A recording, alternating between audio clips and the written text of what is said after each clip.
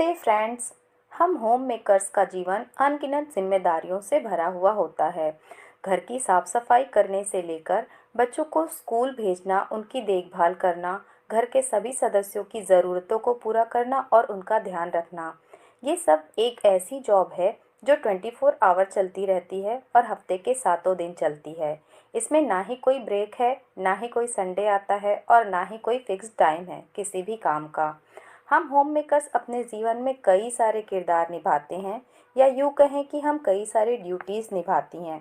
एक गृहिणी के लिए एक ऑर्गेनाइज़र होना, एक टीचर होना, एक सेफ होना, एक मेंटोर होना, जैसे कई सारे रोल या ड्यूटी होती हैं। हम इन जिम्मेदारियों को अपना 100% दे पाएँ, इसके लिए हमें कुछ रूटीन या टाइम मैनेजमेंट ज़रूर आना चाहिए, ताकि हमारे ये सारी ड्यूटी काफ़ी अच्छे से और परफेक्शन के साथ होती रहें। तो मैं अपना टाइम मैनेजमेंट किस तरीके से करती हूँ, आप लोगों के साथ शेयर करूँगी।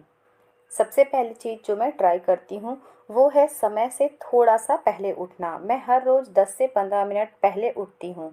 उसके बाद घर के जितने भी क्लीनिंग का काम होता है उसे कंप्लीट करती हूँ, और फिर सारे काम निपटा लेने के बाद मैं बनाती हूँ चाय। इसी समय में अगर दूध गर्म करना होता है तो दूध को बॉईल करके रख देती हूँ, और जब तक मैं चाय पी रही होती हूँ दूध भी ठंडा हो चुका होता है। इसके बाद शावर ले लेती हूँ और फिर मैं कर लेती हूँ पूजा। इसके बाद जो मेरा लिविंग एरिया है उसकी मैं थोड़ी छोटी मोटी क्लीनिंग कर लेती हूँ, ताकि अगर कोई भी मेरे घर पे आ रहा है तो उसके लिए मेरा घर प्रेजेंटेबल रहे। और जब भी मैं टीवी को क्लीन करती हूँ तो हमेशा मैं सूखे कपड़े से उसे पोंछती हूँ, और कोशिश करती हूँ कि जब भी मैं इसे क्लीन करूँ तो मैं जिगजैग पैटर्न को फॉलो करूँ, ताकि इसमें किसी भी तरह के स्क्रैच ना बने। साथ ही साथ इसी समय में जितने भी स्विच बोर्ड हैं या जो टीवी यूनिट में जो भी मैंने सामान रखा हुआ है उन्हें भी मैं इसी समय पोंछ के साफ कर देती हूँ, ताकि जो ये एरिया है वो अच्छी तरीके से प्रेजेंटेबल और सुंदर दिखे। जितनी देर आप अपने लिविंग एरिया को ऑर्गेनाइज और क्लीन कर रहे हैं, यहाँ की डस्टिंग कर रहे हैं, इसी समय पे आप चाहें तो लॉन्ड्री भी लगा सकते हैं। अगर आप कपड़े वॉशिंग मशीन पे धोते हैं तो आप एक लॉन्ड्री लगा दीजिए। जब तक कपड़े धुलते रहेंगे तब तक आपका जो लिविंग एरिया है वो भी पूरी तरीके से ऑर्गेनाइज हो जाएगा। तो इस तरीके से एक साथ आपके कई काम हो जाएंगे। इसके साथ ही मैं जो मेरे घर पे थोड़े मोड़े पौधे हैं उन पे मैं पानी देने का काम भी इसी समय कर लेती हूँ।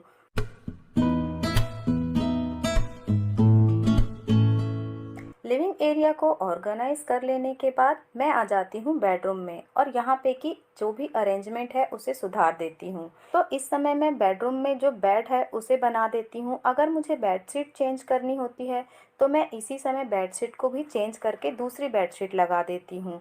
और जो भी थोड़ी मोड़ी इधर उधर चीज़ें बिखरी हुई रहती हैं उन्हें उनकी सही जगह पर रखकर अपने बेडरूम को अरेंज कर लेती हूँ। इसके साथ ही जो स्टडी एरिया होता है उसे भी मैं इसी समय क्लीन कर लेती हूँ, ताकि जब बच्चे वापस आएँ तो उनका जो स्टडी एरिया है वो भी पूरी तरीके से क्लीन मिले। जब स्टडी एरिया क्लीन रहता है तो बच्चों का पढ़ने में मन भी लगता है। घर में कई ऐसे छोटे मोटे सामान होते हैं जिन्हें रखने के लिए हमें ऑर्गेनाइज़र का यूज़ ज़रूर करना चाहिए, जैसे कि चार्जर, हेडफोन या छोटे मोटे और भी कोई सामान जिन्हें हमें बार बार खोजना पड़ता है। इनके लिए अगर हम एक सही ऑर्गेनाइज़र का यूज़ करते हैं तो हमें वो चीज़ें याद भी रहती है कि हमने उन्हें कहाँ रखा है, और बार बार उसे इधर उधर खोजना भी नहीं पड़ता। तो इस तरीके से हमारा काफ़ी सारा समय भी बचता है। तो जब हम इस तरह के टिप्स और रूटीन्स फॉलो करते हैं तो हमारा घर भी ऑर्गेनाइज रहता है और हमारा काम करने में मन भी लगता है। तो जो घर की छोटी मोटी चीज़ें हैं, जैसे कि रबड़ हो गया, पिन है, क्लिप्स वगैरह हैं, उनके लिए भी एक सेपरेट ऑर्गेनाइज़र का यूज़ करिए, ताकि वो अपनी सही जगह पे रहें और आपको मिलती रहें बड़ी ही आसानी से।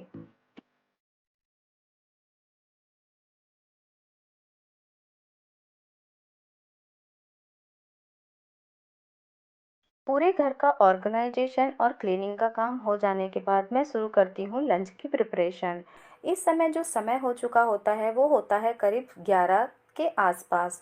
तो इस समय मैं लंच की प्रिपरेशन करती हूँ, और साथ ही साथ अगर मुझे कोई म्यूज़िक सुनना है तो वो भी मैं इसी समय लगा लेती हूँ, ताकि मेरा मन भी लगा रहे और ये काम भी हो जाए। खासकर मैं इस समय भजन सुनती हूँ। तो आप भी इस तरीके से कोई ऑप्शन चुन सकते हैं।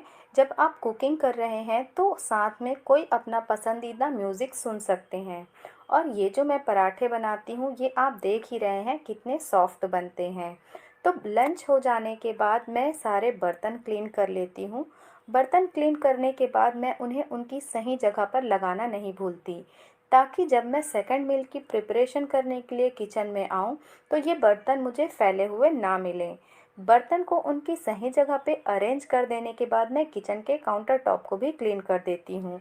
तो इस तरीके से सारा काम मेरा हो जाता है और मैं किचन और काउंटर टॉप को पूरी तरीके से क्लीन करके ही दूसरे काम में लगती हूँ। तो इस तरीके से अभी तक जितने भी काम मैंने किए वो थे मेरी फर्स्ट प्रायोरिटी, यानी इन्हें मुझे सही समय पे करना ही है। इसके बाद मैं उन कामों को करती हूँ जो मेरे लिए कंपलसरी नहीं है, जिन्हें मैं थोड़ी देर के लिए इधर उधर स्विच कर सकती हूँ।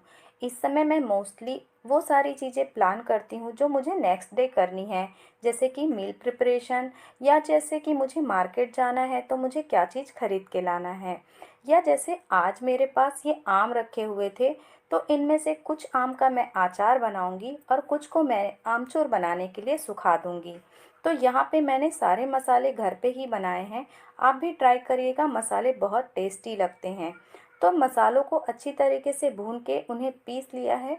और फिर ये जो आम मैंने कद्दूकस करके 2 घंटे के लिए सुखा दिए थे उसमें ही मैं ये सारे मसाले ऐड कर दूंगी और फिर इन्हें एक एयर टाइट कंटेनर में पैक करके रख दूंगी। अचार को ख़राब होने से बचाने के लिए आपको इसमें सरसों का तेल थोड़ा ज़्यादा ऐड करना चाहिए। और जिस कंटेनर में आप इसे रख रहे हैं उसे अच्छी तरीके से सुखा के थोड़ी देर धूप में ज़रूर रखना चाहिए। तब आप जब इस कंटेनर में अचार रखेंगे तो वो सालों तक ख़राब नहीं होगा और आप उसे एंजॉय भी कर सकेंगे।